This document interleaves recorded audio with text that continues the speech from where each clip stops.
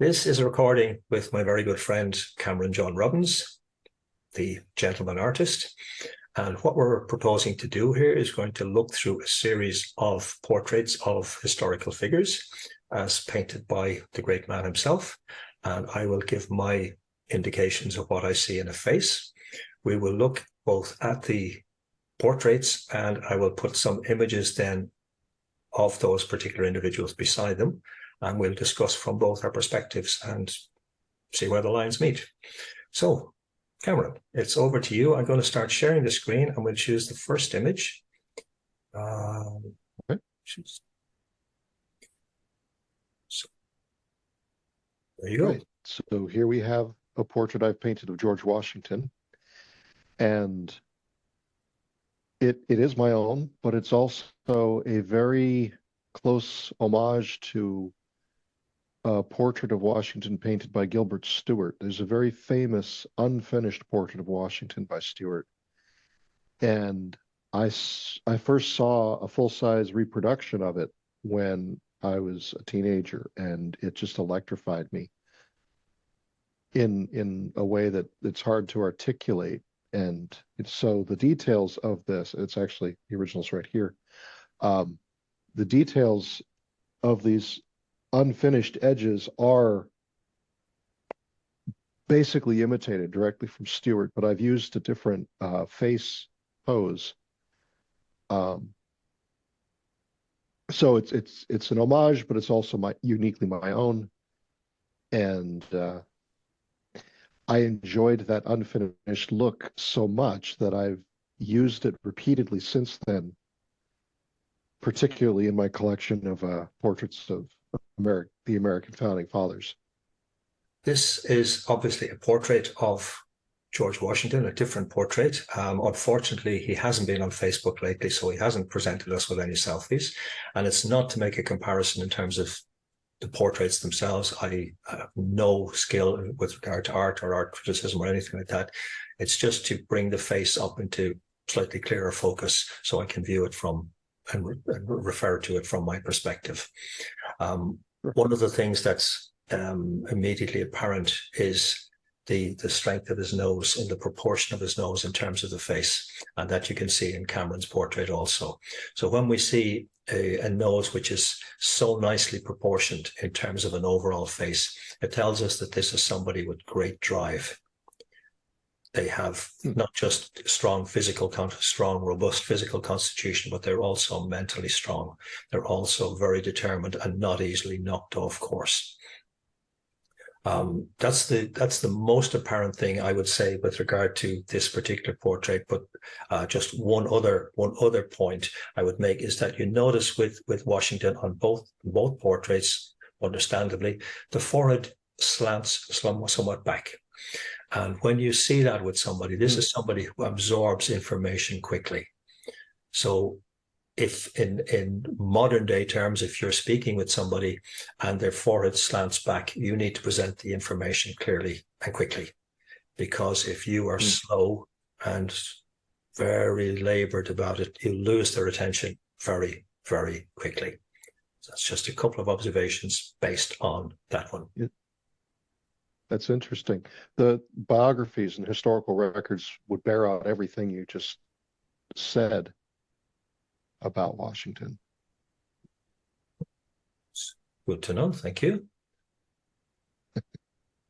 Let's move on.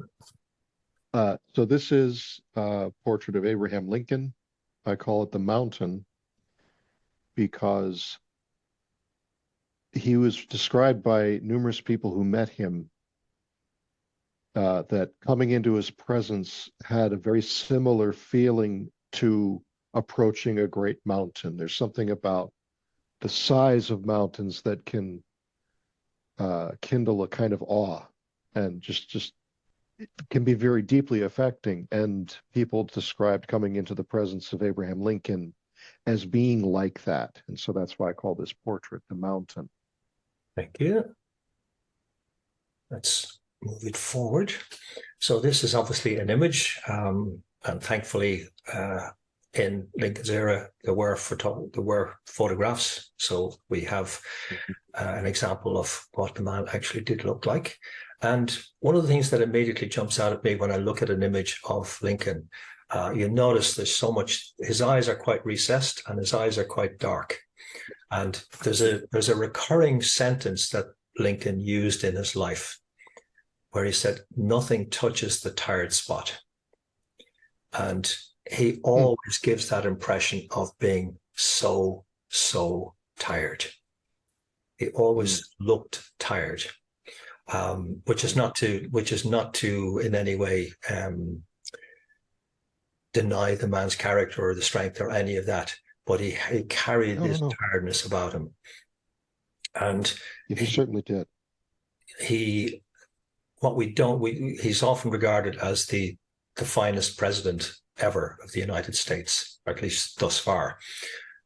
Regarded by many anyway as being the finest president. But what we don't tend to take into account is that he had so many struggles in his life before and during the presidency. And so he's a man who had to withstand a lot of failure, a lot of criticism during the presidency as well. There were people and newspapers as well that referred to him as a monkey. So he took a great deal of dissent. So understandably, he carried a lot of strain. And you can see a lot of that strain and stress also directly below the eyes, where it's not just that the eyes are sunken, but that there's a lot of lines and furrows directly below the eyes, which indicate a deep tiredness, physical, mental, and otherwise. And one other point with regard to Lincoln is the thickness of his eyebrows. So when you see eyebrows that are as thick as that, this is somebody who absorbs a lot of information. So if you're communicating with somebody with thick eyebrows, you need to give them all the relevant information. And if they sense that you're holding back, they will automatically doubt whether they can trust you.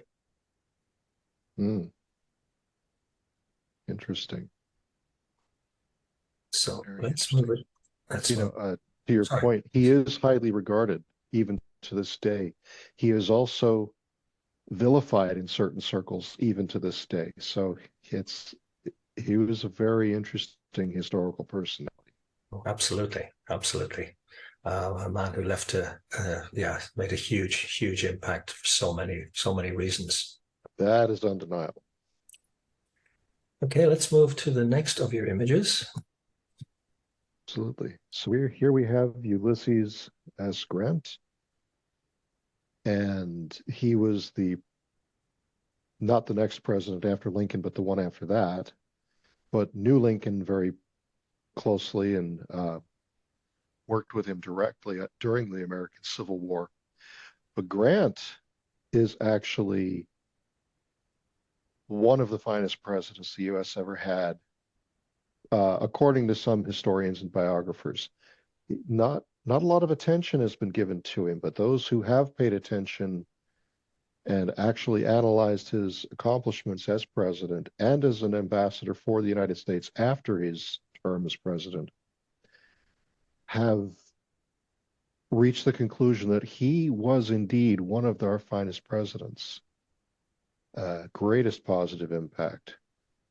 Again, a very interesting and multifaceted person, as most people are, but especially those who achieve high offices and accomplish great things tend to be quite, shall we say, extreme compared to other personality types. They just manifest more extreme traits in multiple dimensions than many people.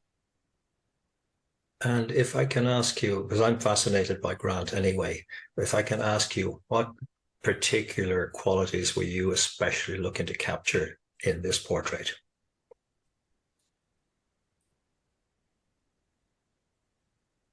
There was something about his eyes in the photograph from which I painted this, just a penetrating gaze, a perceptive gaze. He was a somewhat diminutive person in terms of stature. I think he was only something like 5'3", 5'4", something like that. He was a brilliant and bold horseman. In fact, in his West Point class, or out of his West Point class, he was regarded as the most brilliant horseman in an age when horsemanship was massive. And he would tackle and tame the biggest, most aggressive horses. He had this magic with them. And he was also one of the most, let's say, assertive, not, I don't want to say quite aggressive, but assertive of the Union generals in terms of getting into battle.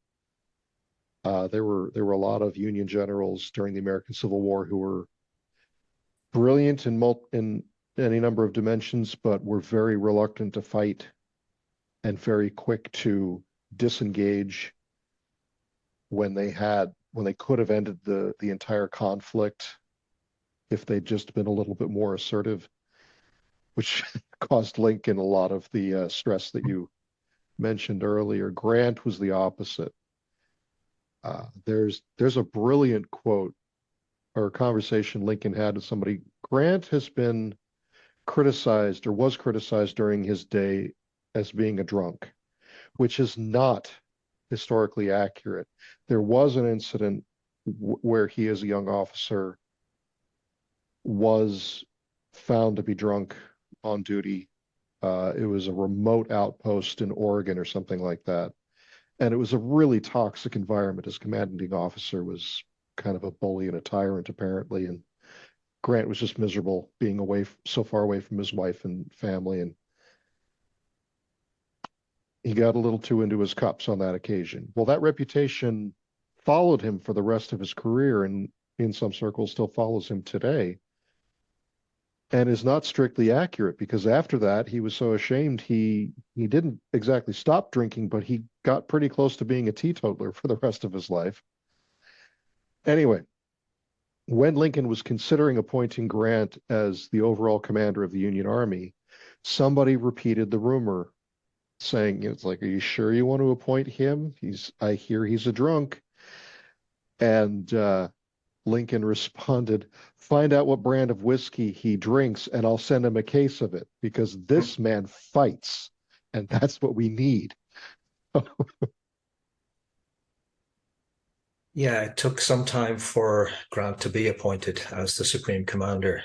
Obviously, there were several other generals before him, and it didn't quite have the results that Lincoln desired. Yeah. And maybe more senior generals, maybe generals with better political connections than Grant. Grant was more of a frontier type. Absolutely. Yeah. And not a politician. Yes. And dressed the part of a frontier type. He certainly was not known for his elegance, but he was known for winning. And one of those, so many anecdotes about Grant, but one of them was that he helped save the life of his future opponent, Robert E. Lee, during the Mexican War. Yes. That might have caused things to turn out differently if he hadn't. But anyway, so a couple of things here. This is obviously an older version of Grant, but a couple of things that I want to particularly highlight. Because Grant experienced many failures in his life. He was a hugely successful general, and he was really the decisive factor in terms of winning the military aspect of the war. But you notice there's a lot of darkness, a lot of circles, furrows underneath the eyes. And that tells you a lot of the stress he was under, because he actually failed in many things in his life. He failed as a storekeeper, failed as a farmer, etc. He obviously took a lot of criticism. You notice he's got these vertical furrows, and you can see it in Cameron's portrait as well, these vertical furrows going up between the eyebrows. So when you see that, it tells you this is somebody with a very distinct perfectionist streak. It has a number of meanings, but perfectionism is one of them. So Grant was particularly skilled in planning his campaigns, planning his battles. He thought things through very carefully and then took action. And the overall shape of his face is of a man who takes action. His his bone structure is very clear. You'll see it particularly in Cameron's portrait there. The right cheekbone is quite prominent, which tells you this is a man of energy. This is a man of drive. And this is a man who's determined to get things done. And one other particular thing you note with Grant here is there's a little sort of hollow at the bridge of the nose. Particularly, you can see it in the photograph. And when you see that on somebody, it tells you right here. Yeah, just right across the bridge of the nose, a little dip. Yeah. And when you see that on somebody, it tells you this is a man for whom time is valuable. So he was not a man for having his time wasted. He valued, if you had a meeting with Grant, you had to know why you were there, and there had to be action steps taken. So he was not a man for sitting around waiting for things to happen. No, he certainly was not. In fact, it sounds as if you may already know this, but his first most successful role in the Army during the Mexican War was as a supply and logistics officer. Yeah. And so that kind of attention to detail and his drive to make sure that the frontline troops had everything they needed on time and in the right place, and he was very good at that, bears out your observations about him. Yeah, which would also increase the feeling of loyalty from the men, because they knew they were being taken care of. Mm-hmm. Moving forward. All right. Theodore Roosevelt, Teddy. So again, like with that first portrait of Washington, I was playing with an unfinished overall aesthetic with the portrait. And I really enjoy that. Partly because it keeps the emphasis on the portrait itself, on the face itself. And so I'll kind of do a bit of a vignette around the face, but if we get bogged down as artists, get too deeply bogged down in details, sometimes it can be a painting about a dress or a suit of clothing that just happens to have a human head on top, And so when I'm doing portraits, I try to do everything I can to keep the emphasis on the main point, which is the portrait itself. Teddy Roosevelt, another colorful, hard-driving historical character. One of the most brilliant anecdotes about him is that he was shot during an assassination attempt while he was campaigning for his second, maybe, I don't know if he campaigned for a third presidency, but which was a thing allowable at that time. Anyway, somebody came up and shot him in the chest. And instead of going to the hospital, he went on and gave his campaign speech with a bullet in his chest. He just backed the wound and actually said it in his speech. It's like, I want you to understand right now that I've been shot, but it takes more than that to kill a bull moose. At the time, his political party was called the Moose Party. And so, bold and assertive and almost to the point of being outrageous, some of these stories. But again, like Grant and so many other, and Lincoln, many failures early on, very, very weak health as a young boy, and put himself where he needed to be to fix it and did what he needed to do to fix it. And so somebody who took his fate in his own hands and made himself what he was. Yeah, absolutely. Absolutely. Moving on to the image. As you mentioned, he was quite a sickly child. He had known as for having a weak chest, and because I learned to use face reading as a diagnostic tool initially, the area of the cheeks would relate particularly to the lungs, and you can see certainly in the photograph what would be his left cheek is quite flat. So it would indicate that there was not necessarily so much that's not necessarily indicating a weakness, but it would indicate that the lung capacity was certainly less on that left side. So it's not surprising from a diagnostic perspective that chest would have been an issue for him. But as you say, he determined to take things into his own hands, and became very, very physically engaged later in life. And he was a man for exceptionally robust. Yeah, absolutely. Obviously, he had his Rough Riders in Cuba fighting the Spanish, and he was determined to be at the forefront of the action. So again, you see that going back to the idea of the nose. So what you see with him, and you'll see it later in at least one other portrait, you see the nose is relatively narrow at the beginning and then flares out. So it tells you this was a man. He would start slowly, but once he got momentum going, he really built up a head of steam. So you really had to work hard to keep him. And that was something that was innate within him. And he wasn't shy about putting his point of view forward. And he went from being the man of action, with safaris, killing animals, and then the Rough Riders as well. But he was also the man behind the Yellowstone becoming a national park.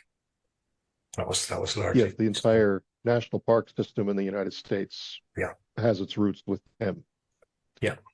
And he was also a bare knuckle boxer for a time. So yeah, quite assertive and colorful. Yeah, and of course you mentioned the word teddy at the beginning, so the teddy bear came from yes of Theodore Roosevelt.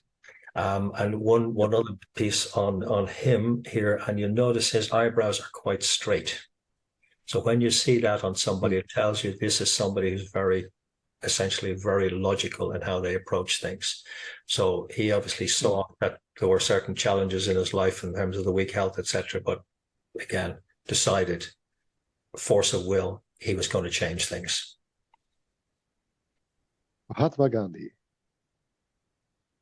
A lot of my historical portraits have their origin in a chapter from Napoleon Hill's book, Think and Grow Rich.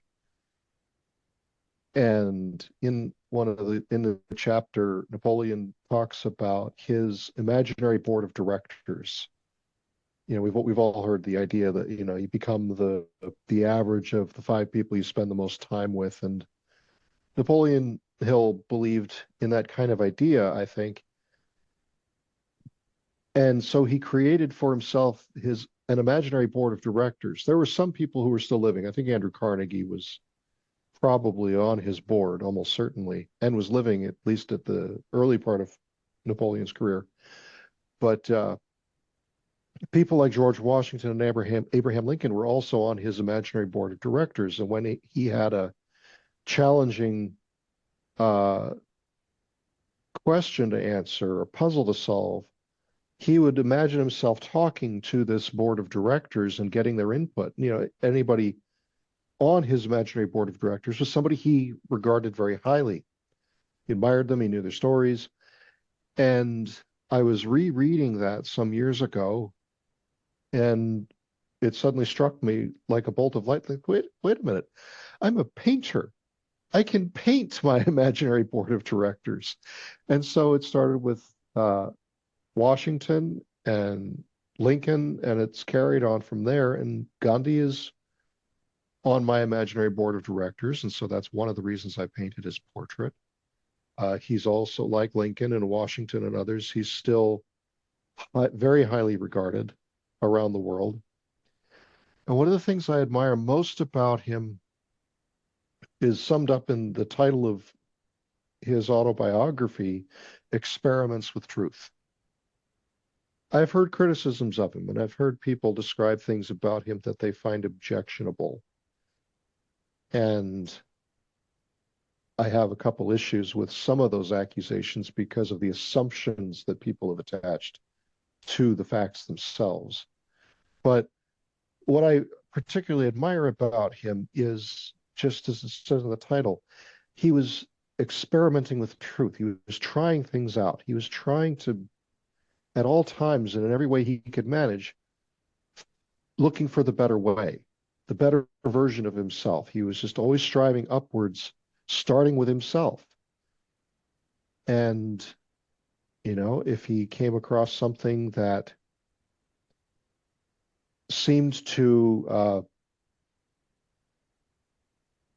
indicate a place for improvement, he would experiment with it. He'd try it out. And I admire that principle tremendously and try to model it myself. Yeah, it's a wonderful. I hadn't heard that from you before about painting those people being on Mm-hmm. your board, and that's that's a very powerful idea, a very powerful story. Just going with this image, the portrait itself. One of the things I think you capture so well is the eyes, the power, the gaze, the power in his gaze, because we think of Gandhi as a very significant political figure, but he never actually held office. Yet Right. he Right. influenced the path of a nation. Yes, he did. And again, a very diminutive figure, Yes. but he It's had, something about the power of those experiments with truth, striving to live rightly, that influences and inspires people. yeah, absolutely. And again, you see the nose there. Again, Mm-hmm. a, such a well proportioned nose. In fact, almost too large in a sense. And that's again, this was a man so driven, so driven, Mm-hmm. and it's only because of the power of his drive and the power of his vision that he could influence so many people. Mm-hmm. Just want to go to an image here. And then I'll refer back to the portrait as well. Obviously, the ears are not on the face, but they, in terms of face reading, they actually are very significant.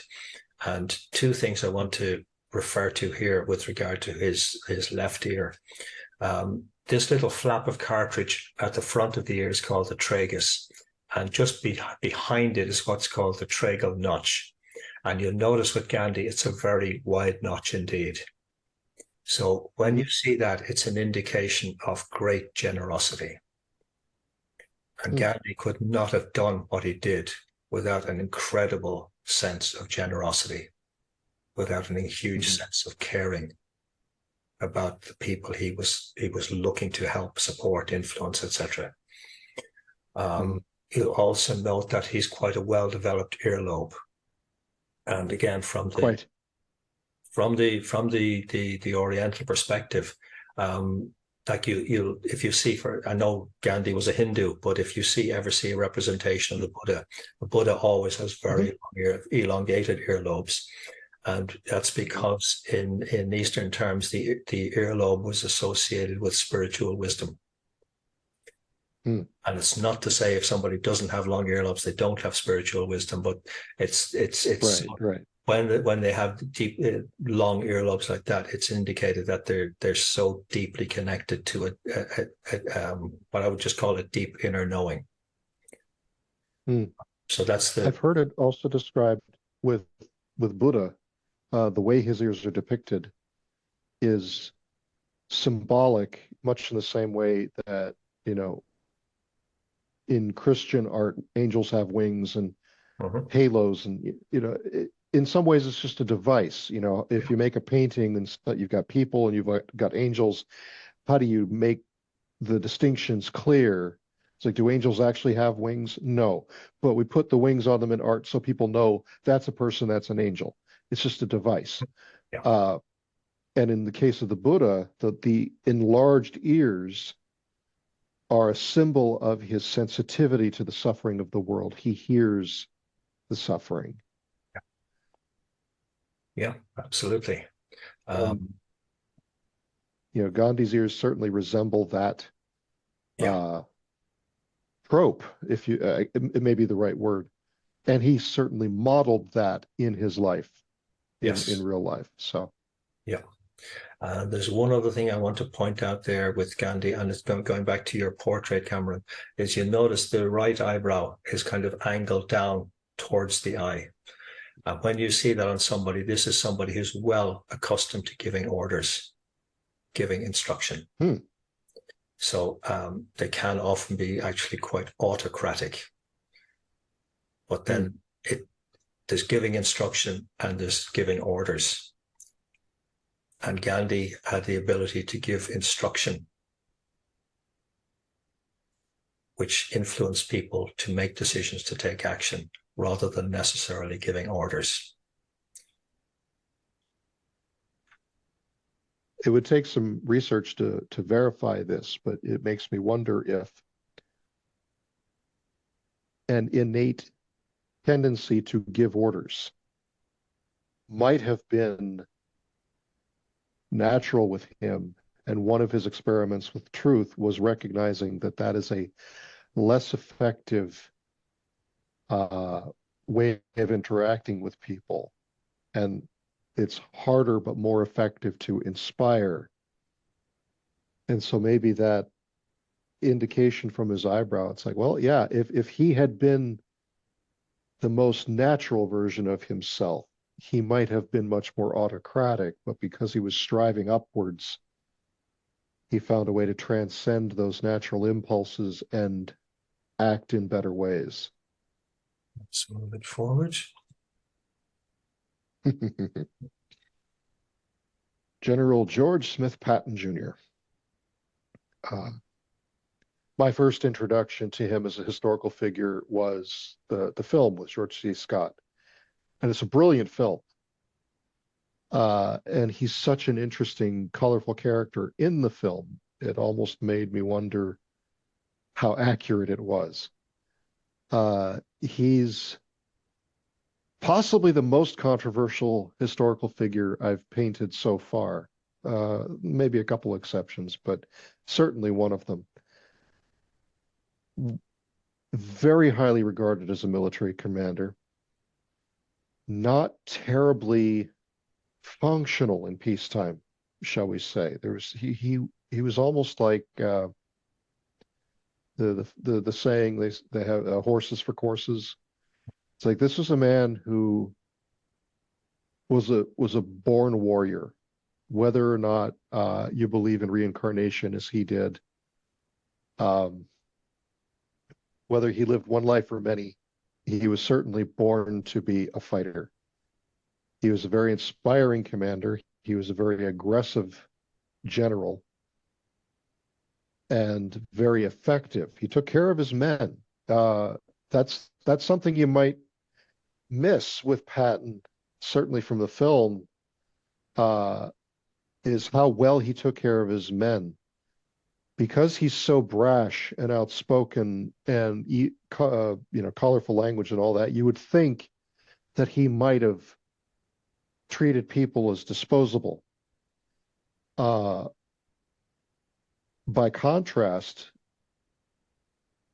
General Bradley, who was one of his contemporaries, was known as the GI General. He had a much softer kind of persona. He cycled through members of his staff rapidly, whereas Patton kept his for the long term. And so I don't want to assign too much meaning to either one, but Patton was known for loyalty to his men. He certainly accrued casualties. He didn't shy away from making those hard decisions, but he slept on the ground when his men were sleeping on the ground. He kept his staff intact for the most part. He was a lot of walking contradictions, but he's still regarded right up there with Grant and Lee and MacArthur. Patton is right up there as one of the most highly regarded American generals in our history. Right. Let's just take a photo.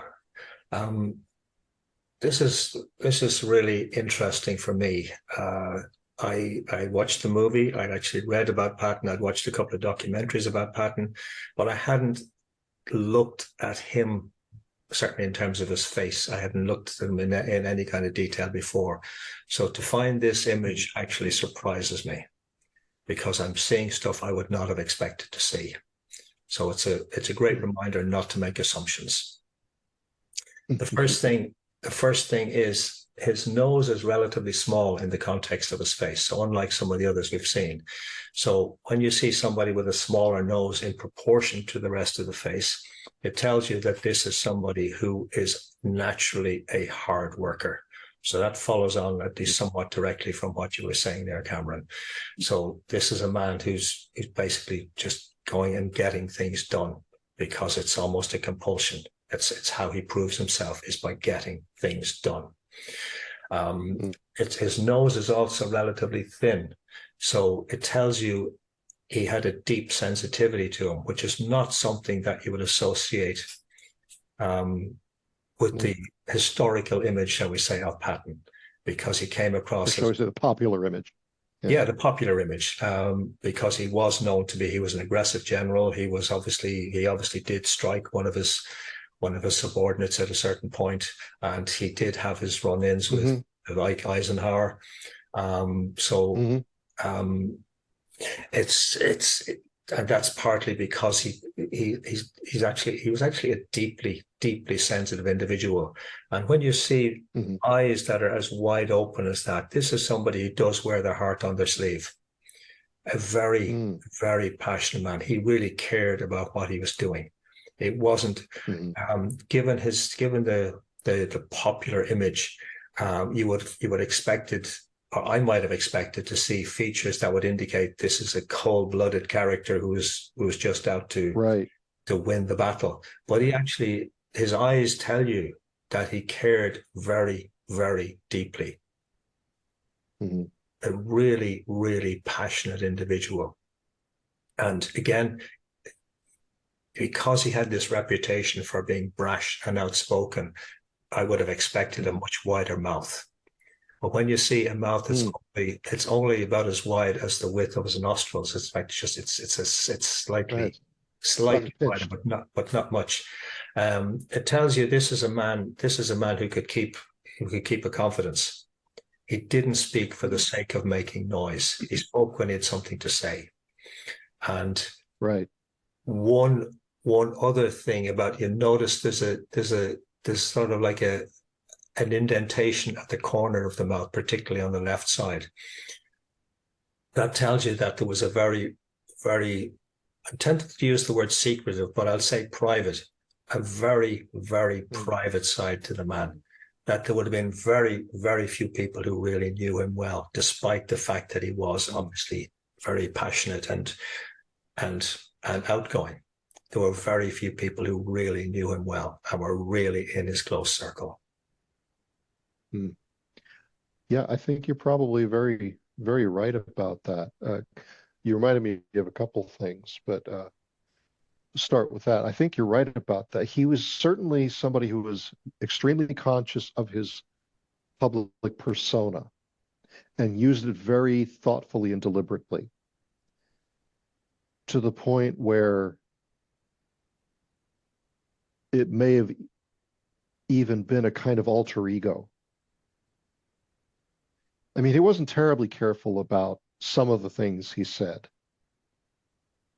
Let's put it this way: he was very impolitic, and I think made no effort to be politic. He simply said what he thought and what he meant. And something you see depicted in the film that I think is probably accurate, and we still see it to this day: the media was rather hostile towards him and were actually going out of their way to smear him or to undermine him or to attack his persona, whatever it is. I think that's a component that we ought to appreciate a little bit in judging the man. That's not to say that some of the things said about him were incorrect, but that the public persona, as it's been presented through the media, is very likely biased and skewed. But the slapping incident, I'm glad you brought that up, because I learned something about that from my own research, documentaries and things. that are very relevant to the incident. One, the soldier in question had malaria, was desperately sick with malaria, but Patton didn't know that. Patton also had malaria at that moment, had been, just been shaking. He was desperately sick and fatigued himself. And I can't point you to the exact quote, so I will qualify it, but I believe the soldier whom he slapped, there were actually two slapping incidents, as I understand it, but the famously depicted in the film, that soldier apparently, on learning that Patton was desperately sick with malaria at that moment, said something like, if I'd known how sick he was at the time, I never would have made a big deal out of this. But the other detail is when I was painting this portrait of Patton, I was working from a photograph, and a painting, unlike a photograph, is, I describe it as a series of 100,000 decisions, and so you really intensely analyze all the details as you go through a portrait like this. And there are certain creases in his jacket, just above the belt line on his left side, that are not consistent with the folds of fabric alone and flesh underneath. There's enough of a hard-edged silhouette. I suddenly realized in the middle of the painting, son of a gun, he has a pistol tucked into his waistband underneath of his jacket in this photograph, which he was known to do, and doesn't surprise me a bit. But it was just a funny realization when I suddenly saw the imprint of the pistol. I could never unsee it after that.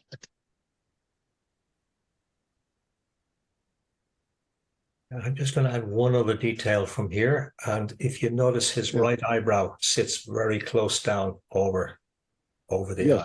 So when you see that on somebody and it's the natural position, this is somebody where the mouth often engages before the mind. Well, that was certainly Patton. Mm-hmm. Yeah. Yeah. Like you say, he wore his heart on his sleeve. He spoke his mind. He didn't mince words, and he didn't have much of a filter. Yeah. Yeah, good way of describing it. Modern day equivalent, although obviously not in the military sense, but in the political field, would be Mitt Romney. Donald Trump. That's the eyebrows sitting down close. Whom did you say? I'm sorry. Mitt Romney. Mitt Romney.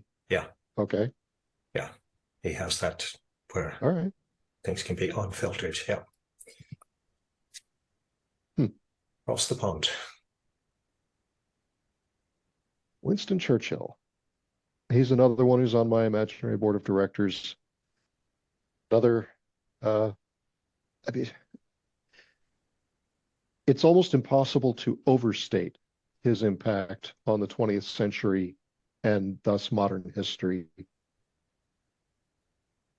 Can be a divisive figure depending on what aspect of him you speak about and with whom you're speaking. But just so influential, impactful, and a lot like Patton, kind of like the political Patton. He seems to have just been born for that moment in history, to play that role and to do that job. And when the job was done,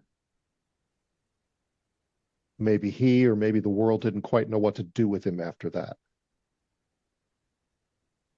It's curious. And this is typical of a lot of combat veterans. I'm not a veteran myself, but I have a long family history in the military, and I know lots of veterans. And it's a curious thing about combat veterans who struggle with wanting to go back into combat. When they're in combat, they just want to stay alive and get home and keep their buddies alive. This is not a place they really enjoy being. But when you take them out of combat, they lose touch with their sense of self and their sense of purpose. And so as horrible as combat is, they know exactly who they are when they're there. They know exactly what they're meant to be doing, and they know that they're good at it.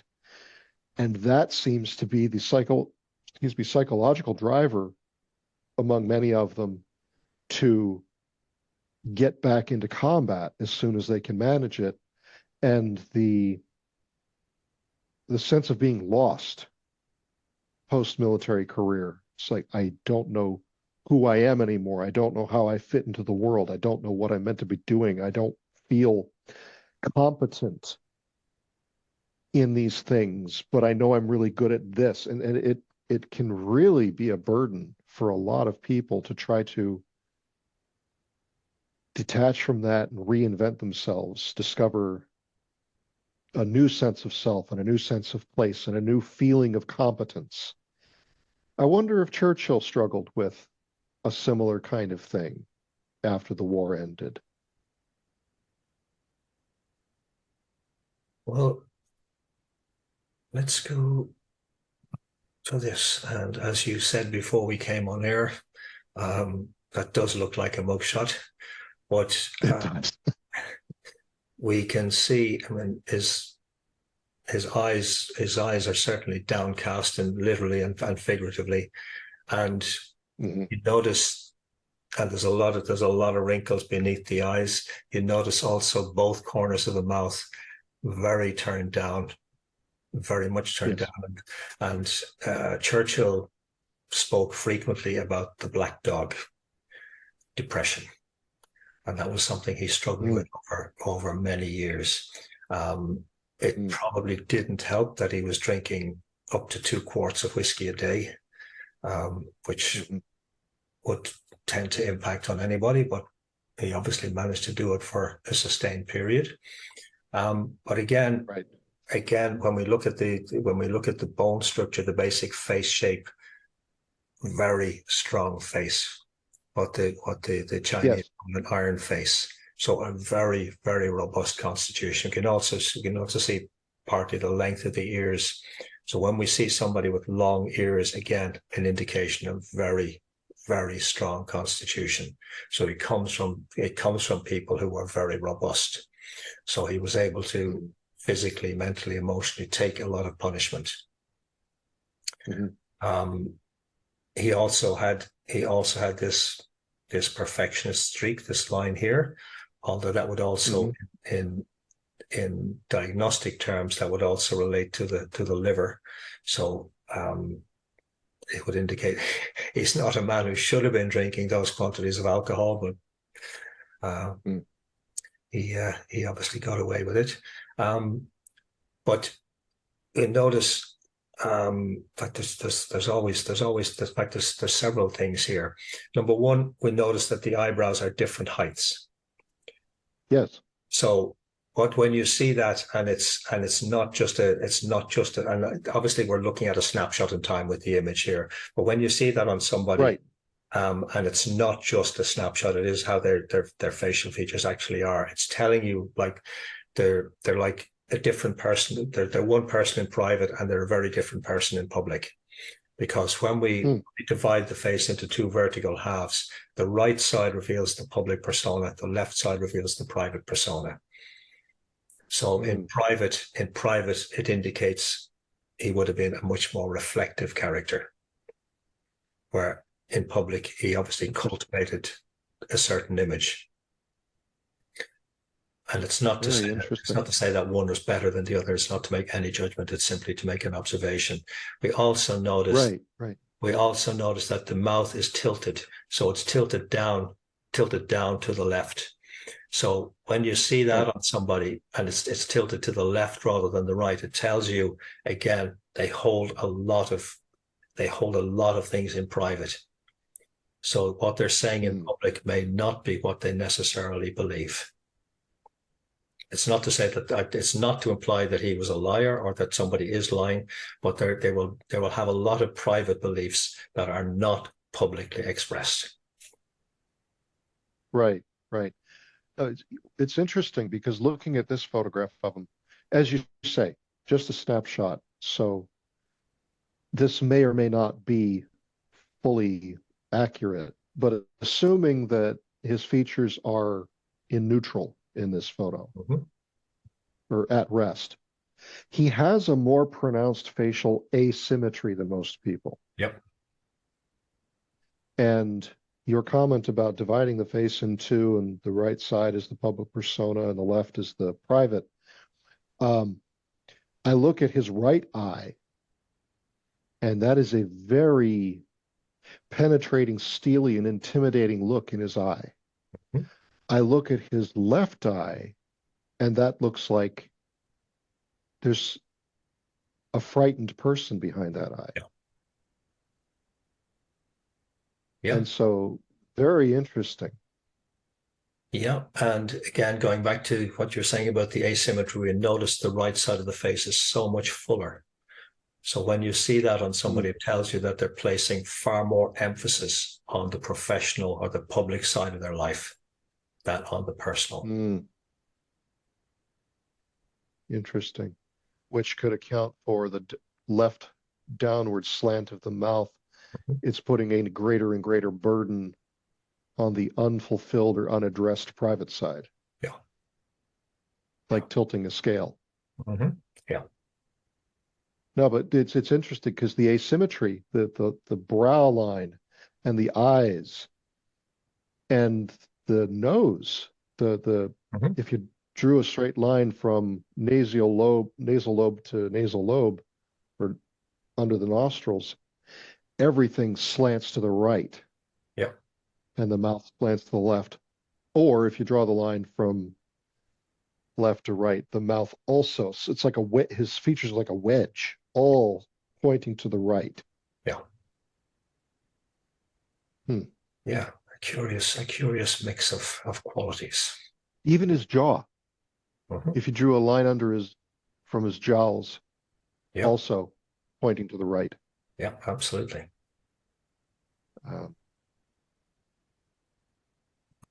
Very interesting. Martin Luther King Jr. Another one that I did for my imaginary board of directors, another complicated historical personality, heavily inspired himself by Gandhi.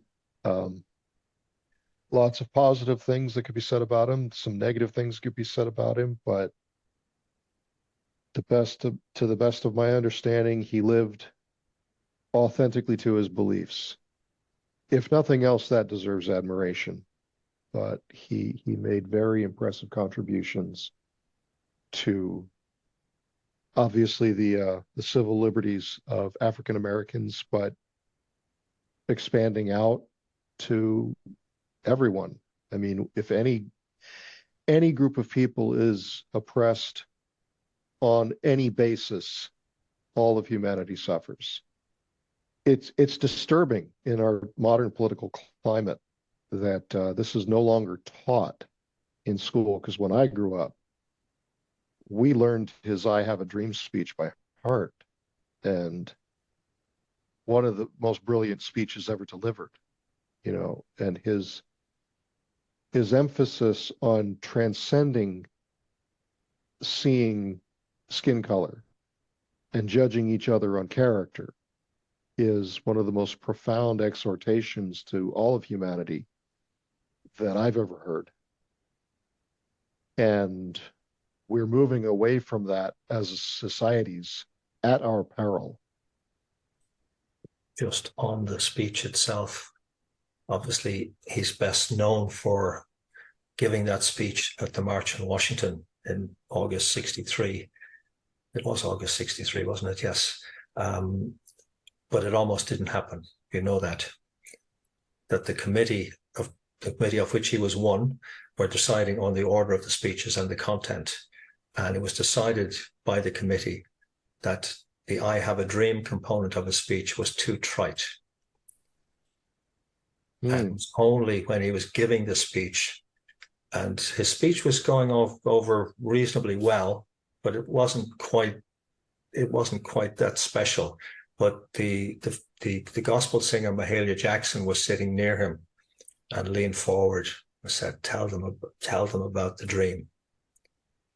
And it was only when he heard that and he went into "I Have a Dream," then it really took off. But it almost didn't happen. So it's a reminder to be careful about letting committees make a decision.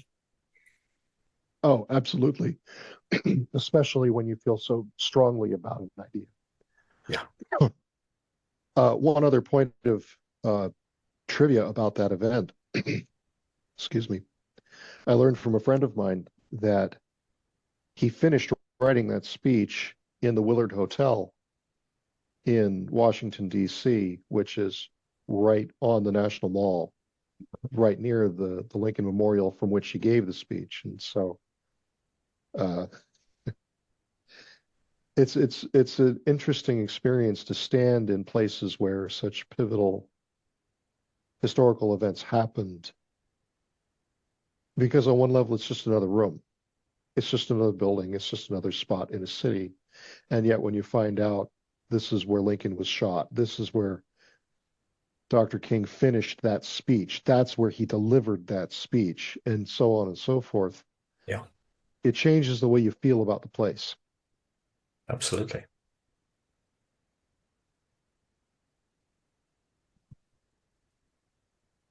So I'm just going to bring up a couple of things here. Again, Martin Luther King was quite a diminutive figure. He was only about 5'6". And Mm-hmm. again, we think of these, we think of people like that of being almost gigantic stature because of the impact they've had. But he was a relatively small man, yet his voice carried so much power. Of course, he was a pastor. He was well accustomed to speaking in church and being an orator. So he knew how to command an Making his audience. voice carry. Yeah, oh, absolutely, absolutely. And again, similar to some others, you note that dip around the bridge of the nose. So he wanted any meeting to have a purpose. You don't just meet to meet. You meet to decide on something and to plan and to take action. So again, this is sort of a tutorial. So if you meet somebody with that feature, you're meeting for a purpose, not Get to just straight to the hang out. point. And also then you notice the way that the nose sort of flares out again. Mm-hmm. You have a meeting, you decide, you take action, and then you go. You do Yeah. not dawdle, you do not hang out waiting to decide. You made a decision and you go and you take action. And if somebody's nose flares out like that and you're working with them, they expect you to keep up because they want to move ahead fast. They want progress. Um, I'm going to use this as again an illustration of something. You notice his lower lip is very puffy. Now there is a misconception that people of African or African American uh, origin automatically have very puffy lower lips, which is not necessarily true. But Right. his is actually quite puffy, and it indicates that there was actually intestinal weakness there. And in modern day Hmm. terms, we know there's a huge amount of research into the gut microbiome brain connection. So Hmm. again, if you're seeing this on somebody where there's actual swelling and puffiness of the lower lip, it indicates that there's a weakness in terms of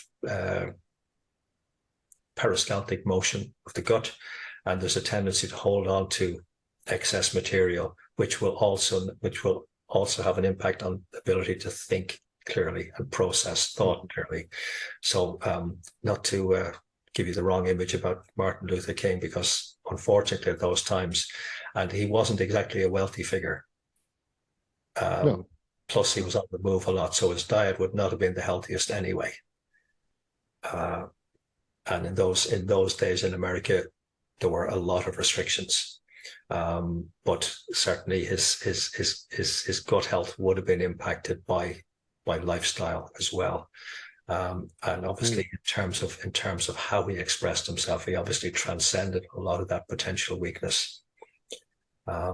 So I'm kind of going off in two different directions there at the same time with that one. Are Well, it there makes an interesting point because of how accomplished he was and how brilliant he was. How much more brilliant might he have been if his microbiome was in better health. Yeah, We'll never know. But yeah, so it's not to dismiss or diminish how intelligent he was. It's absolutely. more to indicate that like that's how good he was at half speed. Imagine if he was at full speed. Yeah, absolutely. Absolutely.